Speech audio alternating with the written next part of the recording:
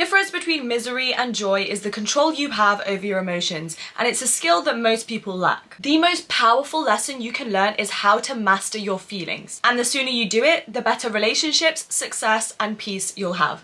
So, let's learn how to do it. In this video, we're going to be learning all about how you master your emotions, improve your emotional intelligence, and control your feelings so that you can level up in life. But before we jump right into it, I wanted to mention that today's video has been brought to you by Epidemic Sound. Chapter 1, understanding emotional intelligence, because you can't master it until you fully know what it means to have it. So what is emotional intelligence? Well, the basic definition is the ability to understand and manage your own emotions, as well as recognize and influence the emotions of those around you. And this is the perfect time for a disclaimer. A lot of people get it twisted and feel bad when they have negative emotions or feel like they have to get rid of it. It is completely normal. In fact, you should be grateful as a human being to be able to experience the full spectrum of emotions, the lessons it teaches you, the experiences it gives you, how you grow from it, how you learn to deal with it. It is completely okay and natural to get upset and angry and even jealous sometimes. So emotional intelligence isn't about erasing these emotions, but instead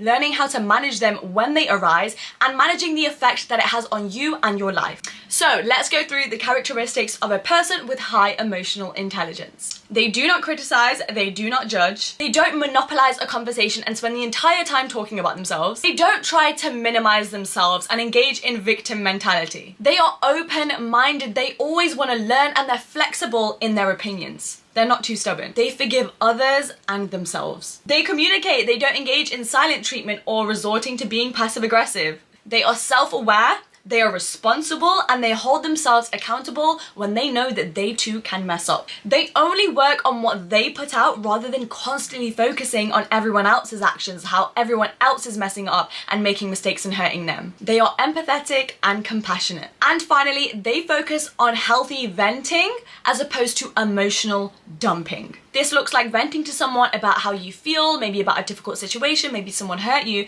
but not judging and criticizing the other person. Not talking about this to get the other person to feel sorry for you, but instead working together to find the solution to that problem. Not using this as an opportunity to gossip or make that person out to be a villain. Whereas emotional dumping is a lot about victim mentality, saying that your life is so hard, everyone else is out to get you. We're not doing that.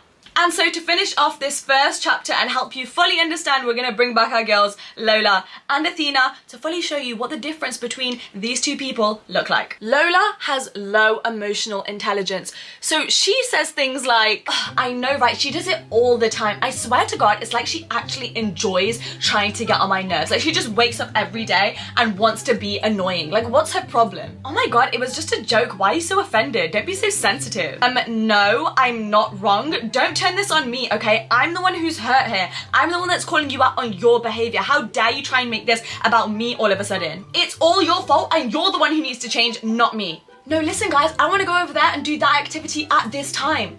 No, come on, it will be fun. Just change your schedule because I really want to do this right now. Eesh.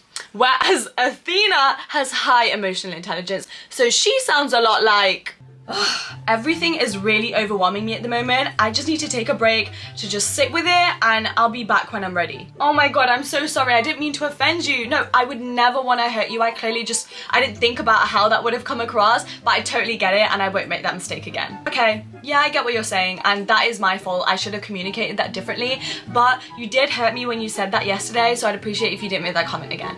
Okay guys, there's that activity that I really wanted to do. Can we see what time suits everybody's schedules and then we can plan accordingly? You see the difference? People with high emotional intelligence are a lot kinder, more empathetic and compassionate. They take other people's feelings and thoughts into consideration. It's not all about them. Whereas people with low emotional intelligence are more selfish because they're constantly thinking about themselves rather than how their actions actually impacts everybody else around them. People with low emotional intelligence tend to have a victim mindset and they have an external locus of control. And this means that they think everything happens to them and they don't actually have much control over what happens in their life, which is what constantly makes them think that their life is so hard and that everything revolves around them and everyone is out to get them. People with high emotional intelligence like Athena understand that difficult things happen. People will get on her nerves, she'll be upset, she might get angry and lash out, but ultimately she's doing the best she can to lower that, take a step back, journal about her emotions so that she can manage the reaction she gives to other people. Chapter 2, Mastering Your Emotions in Social Settings. This chapter is all about learning empathy, learning how to control your reactions, and how you treat everybody in your social circle. The first step is to stop taking everything personally. This is really going to help you if you're dealing with haters, bullies, people who are just trying to give you a hard time. The sooner that you realize everyone is just projecting and everything they say or do is actually a reflection of what's going inside them and what's going on in their lives, the sooner that you will have peace in your life. Like, happy people don't hurt people. So now at least you can stop being hurt because you know it's all about them. It does not define you, your worth, or what you deserve. Instead, now you start pitying that person, because imagine being that miserable with your life that you want to project all your insecurities and be jealous and make shady ass comments to other people.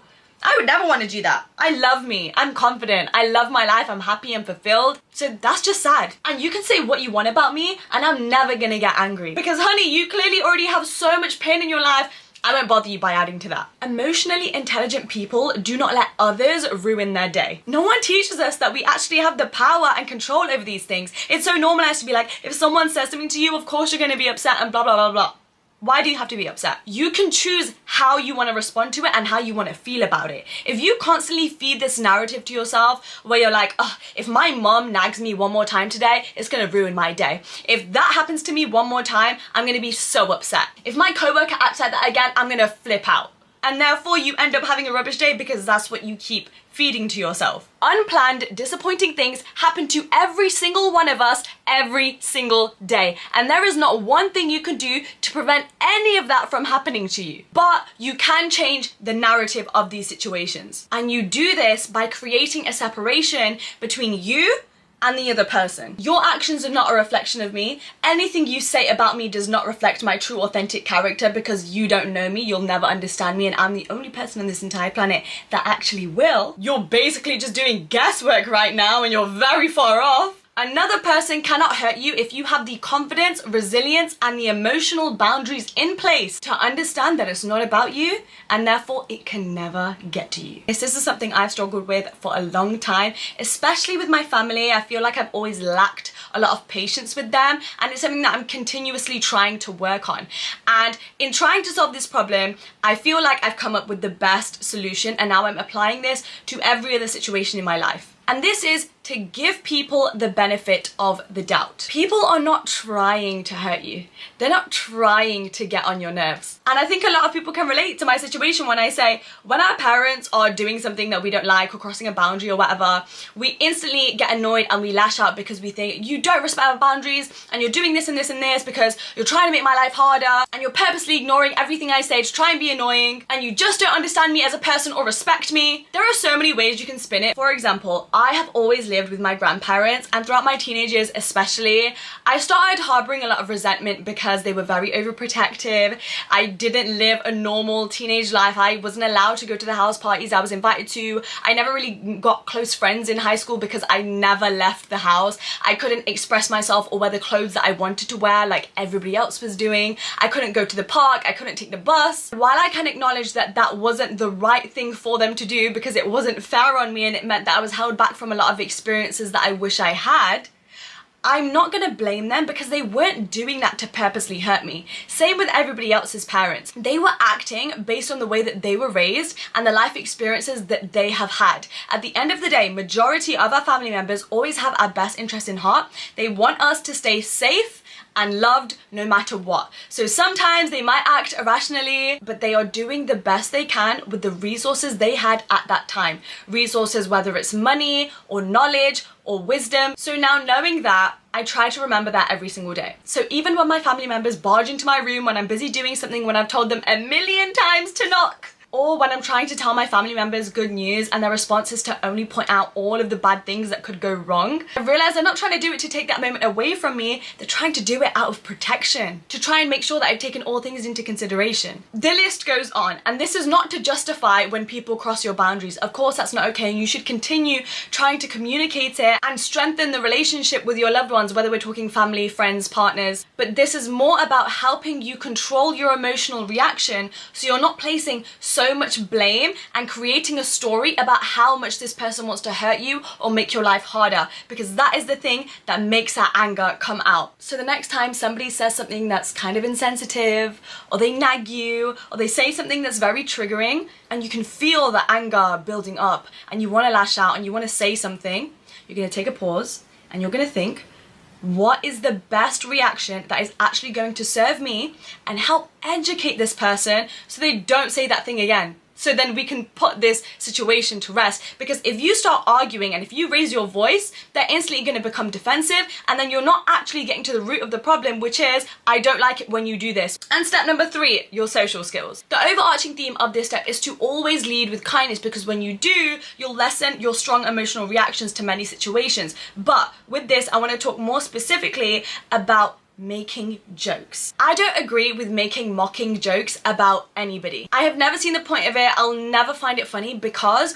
you never know what somebody is going through. You don't know what fight people are putting up with every single day in here, and you don't want to be the person to make a stupid comment that pushes them over the edge. For a while it used to upset me as to why it's not most people's first natural instinct to lead with kindness and compassion, and then I realized I haven't done that my whole life. As a child, as a teenager, I think even in university, I used to judge and I used to criticize, and I would justify making mean comments if that person hurt me first. But as I've grown older, I've realized you can only ever control what you put out. And if you think about yourself, the way that you leave your house every single day to get on with the day, and you go out with a smile and you try to act like you got everything together and you try to be polite to other people and put on your best face to go out into the world, and yet you have all of these insecurities on the inside. You have all of this anxiety. You're overthinking everything you say before you say it. You're thinking about that bad thing that happened last night. You're worried about doing that really scary task tomorrow. You're constantly hiding all of your sensitivities and your traumas. Guess what? Every single person is doing the exact same thing. And yet none of us have realized every other person on this planet is just as complicated as we are. So yes, they might do or say stupid things at times, but you don't know about the specific life experiences and trauma that led them to doing that. Because if you did, if you fully understood them or tried to lead with some compassion, then you wouldn't hate and you wouldn't misjudge or criticize or gossip. And you wouldn't lash out or shout or get angry or jealous. Everyone is trying to do the best they can every single day. Your local barista, the cashier at your supermarket, that stranger you sat next to on the train. And that's what you should remember the next time you're about to engage in road rage or criticize service staff or yell at your siblings. Chapter 3, mastering your emotions when it comes to yourself. So we're going to be talking a lot about self-awareness and self-soothing in this chapter. Let's start with self-soothing, because this will save you from making those impulsive decisions that you're going to regret later. Stuff like, I just can't stop thinking about him. It's time to send him that paragraph in my notes. Self-soothing is all about being there for yourself and managing your emotional reactions, so really you're doing yourself a favor in the long run. This is the time to take a step back, sit with your feelings, process them, so then you can let them go ASAP. Journaling is the first way to do this. Everyone always asks me, how do I journal? I can't get into it, yada yada yada.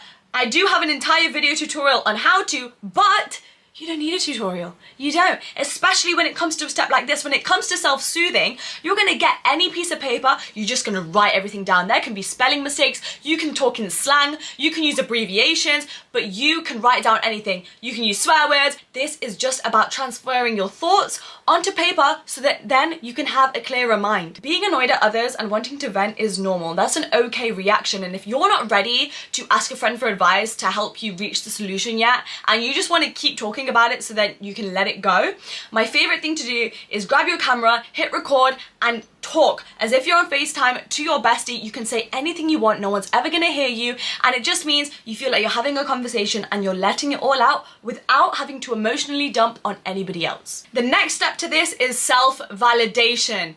Accept the feeling. This person said this thing to me and now I feel really upset, like I genuinely feel like I'm on the verge of tears.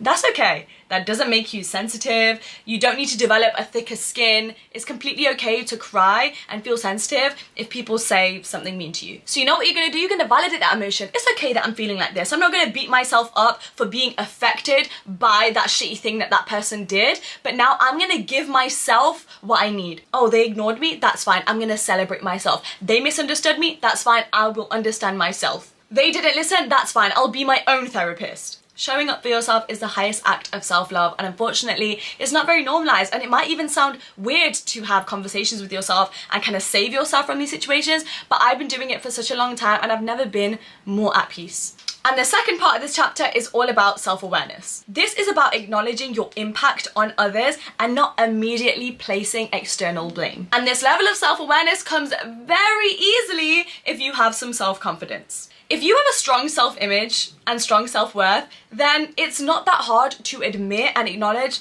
I messed up. I made a mistake, I shouldn't have done that or said that, and I hold my hands up, I shouldn't do it again. Because at the end of the day, I am confident in my heart and my pure intentions for other people and the fact that I would never intend to hurt anybody else. Therefore, I'll be the first to admit when I mess up, because I know my mistakes do not define me. Like, yeah, I know I overreacted or I got moody, but that's okay. I'm gonna learn from it and now I'll get better. If you're insecure or a people pleaser, or you're constantly trying to prove something because you need to gain other people's approval, then you'll lack self-awareness. You're too afraid that people will disapprove or judge you for making mistakes when it's completely normal. Another really important step that comes with self-awareness is realizing that so many people love to vilify others. People are so obsessed with being the victim in a situation and making somebody else the villain of that story so that then they can talk about it to everybody else and that they are the hero. What other people do is none of my business. Oh, okay, so she said this and she shouldn't have, or she did that crazy thing that nobody can believe. So what, okay? None of my business, I don't care. I'm gonna keep it pushing with what I put out and what I can control. I know I'm gonna hurt people and I'm gonna make mistakes without intending to. And that's okay because I'm gonna consistently learn from it and grow from it. So I'm not gonna engage with the emotion of guilt or shame. And the fourth and final chapter, 7 mindset shifts you can start using today so that you can officially have the best emotional intelligence. Step number 1, who are you when you don't get your way? When you are having the worst day, the weather's bad, everyone's ignoring you, your plans got cancelled, you're not feeling yourself, how do you act? Are you rude? Are you extra snappy? You're not as kind? You don't smile at strangers in the street, you cancel out on those plans. That is a reflection of your character.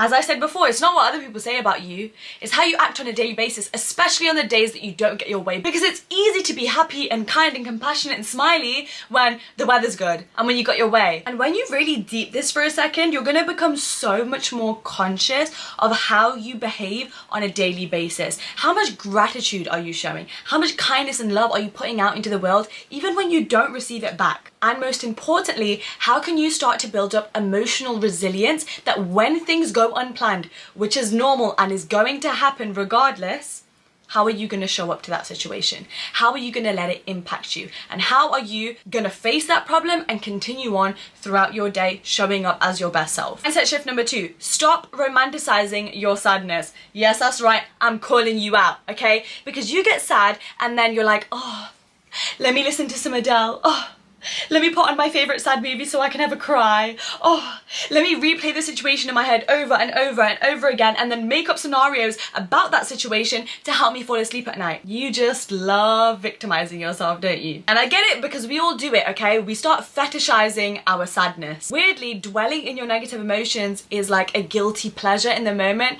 but all you're doing is prolonging that state of negative emotion. But instead, in order to be emotionally mature, you're gonna focus on motivating yourself to get back up again. You're gonna take time to feel the emotions and process them and then know at the end of this, you will be okay, you will get through it and you will carry on as normal, if not better than before, because you hit rock bottom and then you learn how to get back up and get through it. You will reassure yourself that that negative emotion is temporary, that it will pass and it does not determine how the rest of your day or life will go. For example, when I've gone through a breakup, of course I'm sad and I'm crying and I'm in my feels. You need that time to validate your emotions and sit with them and process them, but you can't be stuck there forever. Okay, so I've cried over the last few days. Now I'm gonna delete Adele out of my library and I'm gonna make a motivational post-breakup playlist, like baddie tunes, living single life, okay? My favorite tunes are Riding Solo by Jason Derulo, Successful by Ariana Grande, Single Ladies by Beyonce, and I'm listening to all of this music and it's hyping me up and helping me release